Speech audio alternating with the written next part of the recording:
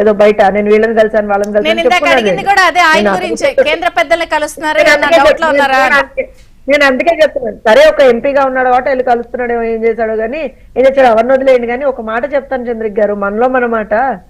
చంద్రబాబు నాయుడు గారి వయసు గురించి మాట్లాడాడు, నువ్వేమన్నా 16 ఏళ్ల బాలకుమారుడివా విజయసాయి రెడ్డి అని మేము అడగలేమా?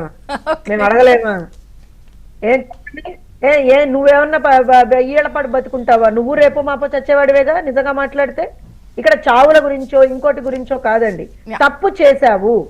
అరే విపరీతమైనటువంటి భూ కబ్జాలు చేశాడు, విపరీతంగా ఈ దోపిడీలు చేశారు. ఇవాళ రోజున అరే మీరు దోపిడీ చేశారా అని చెప్పి మేము చెప్తుంటే వెళ్తారా? ఇది ఒకటే కాదు, సోషల్ మీడియాతో ఇవన్నీ కాకుండా జడ్జిల్ని తోలనాండి కేసు కూడా 6 నెలలు అయింది కదా, అదేం పెద్ద శ్రద్ధ పెట్టాల. ఒక విషయం చెప్తాను,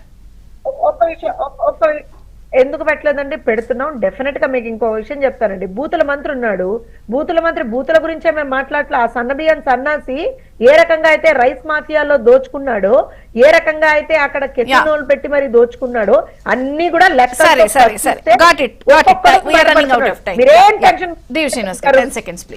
నిన్న ఒక విషయం వచ్చిందమ్మా, పులివెందుల్లో వాడెవడో బబ్బులు అనే రౌడ్ షీటర్ ఒక గన్ తీసుకుని హల్చల్ చేశాడు.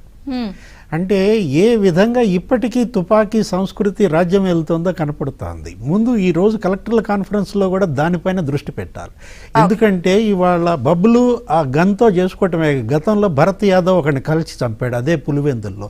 జగన్ హయాంలో ఒక్క కడప జిల్లాలో 800 గన్ లైసెన్సులు, ఒక పులివెందుల్లో 180 గన్ లైసెన్సులు, విశాఖపట్నంలో 600 మందికి గన్ లైసెన్సులు ఇచ్చారంటే అసలు ఏం జరిగింది జగన్మోహన్ రెడ్డి హయాంలో? వీటన్నిటిపైన ఇవాళ మరి రివ్యూ చేయాలి, సమీక్ష చేయాలి. ఇచ్చినటన్నిటిలో కూడా 90% వైసీపీ అరాచక శక్తులకి గన్ లైసెన్సులు ఇచ్చిన. చూద్దాం మరి దీనిపై ఉన్న శ్రద్ధ తీసుకుని ఏదైనా దిశానిర్దేశం చేస్తారేమో. థ్యాంక్ యూ జ్యోత్స్న గారు.